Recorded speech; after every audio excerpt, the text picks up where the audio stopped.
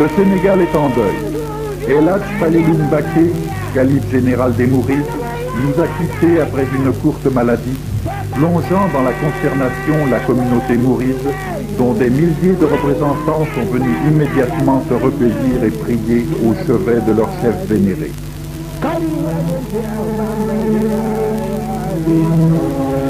Fils cadet du fondateur de la confrérie, il avait succédé en 1945 à son frère Serigne Mamadou Moustapha Mbacké.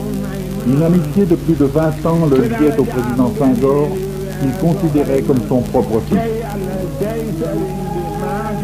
Il y a 5 ans, il présidait dans sa compagnie l'inauguration de la grande mosquée de Touba. L'année suivante, le chef de l'État était encore aux côtés du calife général des Mourides pour le grand Magal de Touba, un pèlerinage placé cette année-là sous le signe du travail. En dépit de ses 81 ans, El Hadj Falilou Mbacké avait tenu à assister cette année encore au Grand Magal. Sa prodigieuse culture, sa forte personnalité, sa vie exemplaire faite de sagesse et de labeur avaient contribué à donner au mouridisme une vitalité exceptionnelle. Dès qu'a été connue la tragique nouvelle, le 4e calife de la confrérie, Serigne Abdoullah Lahat Mbacké, frère cadet du disparu, a reçu en la maison mortuaire les amis et les fidèles en compagnie du fils aîné du défunt, auquel ont été présentées les condoléances.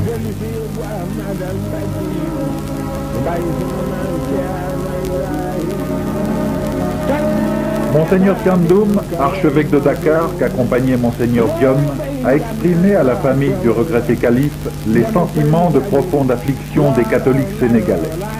Le gouverneur du Sénégal oriental et de très nombreuses personnalités devaient se succéder sans interruption au domicile du défunt, tandis que depuis la France, le président Senghor adressait à la famille et aux disciples du disparu un télégramme exprimant son infinie tristesse et sa douloureuse sympathie. De leur côté, les membres du gouvernement sont également venus apporter l'hommage officiel de la nation.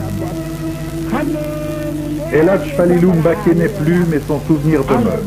Son œuvre aussi, dont le président Senghor avait dit « La religion bien comprise, intégrée dans la culture nationale, est un des plus grands facteurs de développement ».